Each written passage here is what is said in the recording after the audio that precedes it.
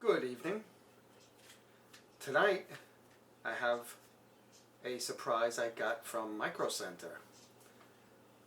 I just received this wee beastie a few hours ago, and so I'm going to take a look at it. I'm recording this obviously without using that right now so that you can see the difference between using the built-in mics on the camera, which on this camera are actually pretty good, and using an outboard mic. It includes a wind screen, but you probably should, if you're shooting a lot outdoors, you should get yourself a dead cat, which this is a dead cat. This one is faux fur. They do make them out of actual fur, usually rabbit, I believe.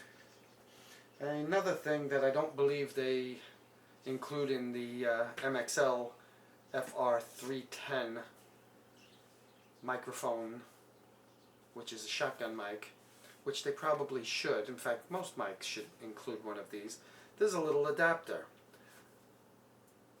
The MXL FR-310 is a TRS mic, which means I can plug it directly into the camera, which is great.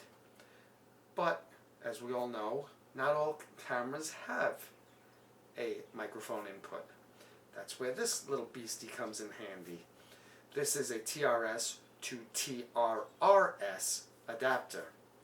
And what it does is you plug this into your smartphone or tablet, and then you plug your mic into one side, and on the other side you plug your headphones so you can listen to what you're recording. And what that'll do is, if you don't have the mic in, you can record direct to your smartphone or to your tablet and do what they call dual system sound. I haven't actually opened this mic yet. I understand MXL to be a rather good mic, which, considering the pedigree of Marshall amplifiers, which it's the same company if I'm not mistaken, the sounds should be quite good. I've heard a lot of people praise these mics as being very good, low-priced mics. Anyway, I'm not going to do an unboxing, but the last thing, you need one AAA battery, which they say you'll get about 500 hours of use, more or less, from the single AAA battery. And last things I'll mention about this FR-310 is it has a 3-position boost switch for low, medium, and high. I would stick to the low if at all possible, although the further away from the microphone you are, the more you'll have to boost it. Unfortunately, the more you boost it, the more you boost the noise as well. So you always want the mic as close as possible. Get yourself a buddy with a boom pole, or buy one of the stands that have boom poles on them if you're working alone, if it's possible. Sometimes it's just not possible.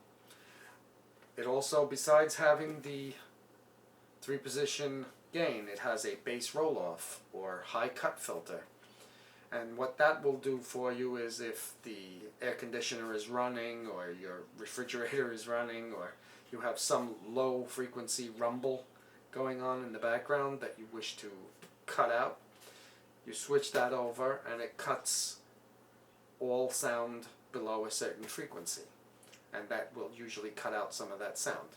Having said that, you may wish to leave that not turned on and do the terrifying fix it in post, which in this case is probably a better idea, because if you have an actor who has deep voice, it will affect the sound of their voice as well. Whereas if you fix it in post, you can use one of the free programs such as Audacity to fix that low rumble and remove it without affecting the talent's voice at all. And there's always undo on that. With the mic and that notch filter, there's no undo. It's reshoot or go into the studio and do some ADR, and that's tedious and a pain in the neck. And here, let's take a look at this mic.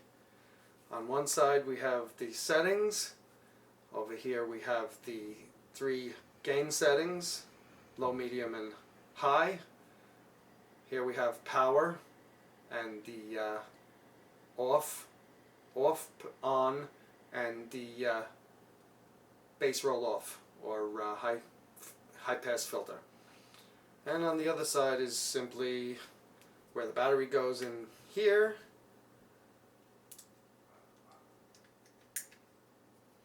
And there's your little hot shoe or cold shoe mount on the bottom, and the usual 1/8 inch mini plug on a stretchy wire. So that's what the mic looks like. It's relatively light, looks pretty good. Again, there's no shock mount on it, which is a shame, but other than that, it's a pretty damn impressive mic. I'm going to cut here, and I'm going to split off, and I'm going to set up the mic so that you can hear the difference and get an idea of how it works. Hope you enjoy it. I'm quite excited because this is my first MXL mic, and it'll be nice to see how it fares. By the way, it does resemble the Rode VideoMic Pro quite a bit, and it's in about the same price range, although a bit lower priced. So there's that. Okay, I'll be right back. And we're back. And now we have the MXL FR-310 mic on the camera, plugged directly in. I have the gain set to the lowest setting. I have the notch filter turned off. And hopefully this sounds good. I was pleasantly surprised to see this very nice carry case included with the microphone. And even more impressed that they included a AAA battery in the case. Of course, they didn't include the pigtail that I was mentioning before, unfortunately, which would be a nice addition. And these are very inexpensive, $3 or so on eBay, and probably Amazon as well, and other sources, Monoprice, etc., etc. MicroCenter, I imagine, would even sell it. And the Dead Cat also they don't include, which is not a surprise, especially at the price point. So hopefully this sounds pretty good. And hopefully you can tell some kind of difference between the built-in mic and this. So I'm pretty impressed with the quality of the mic. It's actually rather well made. It doesn't have a shock mount, which is kind of a surprise. So in run and gun situations you may pick up some handling noise. But other than that, I think it's pretty fine mic. Some of the specs I'll go into in a bit, but I just like to go into it and show you in my studio what it looks like, what it sounds like, and pretty much make your own decision. So hang on a second and I'll be right back. 10mm Electret Condenser capsule. It's got a frequency response of 40 Hz to 20 kilohertz.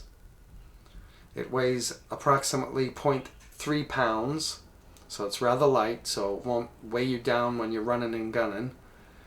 And all in all, it's quite a good sounding mic. I'm pretty impressed with it. I own several other mics. There's a couple of other shotgun mics. I would put this up against any of them and be happy. So take a look at this. You may be quite impressed, and it's fairly reasonably priced. I got mine from MicroCenter, as I mentioned, and they're available all over. So, I definitely give it a thumbs up. I say, if you come across it and you need a shotgun mic, you can't go wrong. The 3 gain settings are -5 decibels, 0 decibels, and +5 decibels. Have a great night. Bye for now. Onagi Wahi.